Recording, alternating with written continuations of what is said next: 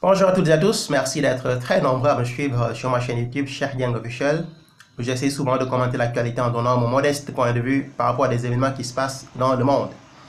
Alors je viens ici aujourd'hui pour commenter ce qui s'est passé hier, parce qu'hier il y a eu une manifestation à Paris contre Donald Trump. Donald Trump, président des États-Unis, qui est venu donc commémorer l'armistice. Alors je suis vraiment surpris, et j'allais même dire un peu meurtri, de voir à quel point en France les gens sont manipulés.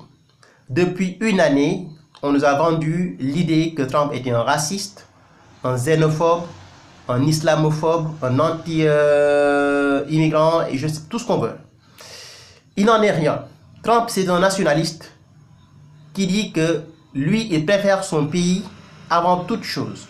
D'accord? Il met son pays avant toute chose. C'est-à-dire, pour lui, il n'y a que l'Amérique qui compte d'abord, et après, on peut tisser des liens avec les autres pays. Ce que devraient faire tous les présidents du monde, et malheureusement, ceux qui ne font plus. Je vous rappelle que Trump, c'est le seul président en Occident, en tout cas l'un des rares présidents en Occident, qui applique strictement à la lettre le programme pour lequel il a été élu. Trump, il avait prévu quoi? Le travel ban. Il avait dit, quand je serai président, il y a des musulmans, des pays musulmans qui n'entreront pas aux États-Unis. Il l'a fait avec le décret donc, qui avait interdit certains pays musulmans, certains habitants de ces pays-là d'entrer aux États-Unis. Trump, il avait dit, dès que je serai président, je mettrai l'armée dans les frontières avec le Mexique pour empêcher que des voyous entrent dans notre pays et violent nos femmes et créent des problèmes. Évidemment, dans son discours, il y a souvent des choses qu'il faut condamner. Il a un discours qui est assez violent parfois, mais sur la pratique, sur le plan politique, on n'a absolument rien à lui reprocher. Trump, il fait exactement ce qu'il avait promis de faire. Après, Trump est un raciste, il est xénophobe, il est anti-immigrant, il est islamophobe. Tout ça, c'est des mensonges qui ont été relayés par une certaine presse, notamment CNN. Je suis anglophone, je regarde les médias américains tous les jours. La guerre que CNN a déclarée à Trump, c'est une guerre inédite qui n'a jamais existé dans l'histoire des États-Unis. Il n'y a aucun président américain qui a été traîné dans la boue de cette façon par CNN.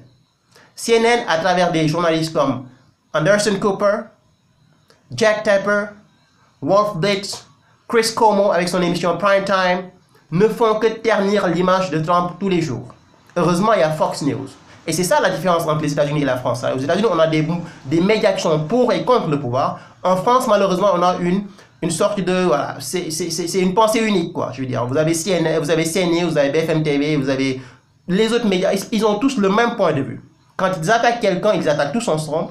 Quand ils font l'éloge de quelqu'un, ils le font tous ensemble. Mais en réalité, il n'y a pas une pluralité des voix, ce qui fait que les gens sont facilement manipulés. Aux États-Unis, un Américain qui aime Trump, il va aller vers Fox News. Quand on déteste Trump, on peut aller vers CNN. En France, qu'on aille à RTL ou à France 24, qu'on aille sur BFM TV ou sur iTélé ou je sais quoi, on a exactement le même point de vue, ce qui fait qu'on est très manipulé. Arrêtez de dire que Trump est un raciste. Arrêtez de dire que Trump est un danger pour le monde. Trump n'est pas un danger pour le monde. Évidemment, le discours de Trump, c'est un discours que je ne cautionne pas tous les jours. Il va trop loin parfois dans son discours. Mais Trump est en face, donc il fait face à une situation extrêmement difficile sur le plan politique. On ne lui laisse pas faire son travail. On ne lui donne pas le temps et la chance de faire son travail, comme ça a été le cas pour Barack Obama, comme ça a été le cas pour George W. Bush, comme ça a été le cas pour Bill Clinton, comme ça a été le cas pour d'autres présidents. Trump n'est pas plus dangereux que Bill Clinton.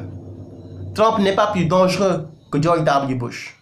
Trump n'est pas plus dangereux que Barack Obama. Tous ces présidents que je viens de citer sont beaucoup plus dangereux que Trump, aussi bien sur le plan national que sur le plan international. Trump, c'est le seul président qui est aujourd'hui en train de normaliser les liens avec la Russie, parce qu'il a dit depuis sa campagne que cette guerre froide entre la Russie et les États-Unis ne permet pas au monde d'être en sécurité. Trump est en train aujourd'hui de fermer les frontières avec l'Amérique latine, avec le Mexique, où vous avez des cartels de drogue qui posent un sérieux problème dans cette partie du monde. Et il a parfaitement raison, il faut le faire. Donc, qu'on arrête de nous manipuler et que les gens vraiment essayent d'arrêter de regarder un peu moins la télé et de lire les livres. Allez lire des livres.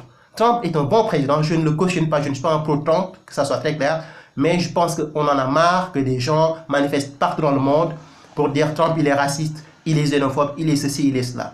Si en France on avait un Trump, encore moi j'aurais souhaité que les pays africains aient des présidents comme Trump, des nationalistes qui préfèrent d'abord servir leur peuple avant de servir d'autres peuples, et c'est exactement ce que Trump est en train de faire. Sortez de votre bulle, Vous êtes totalement manipulé.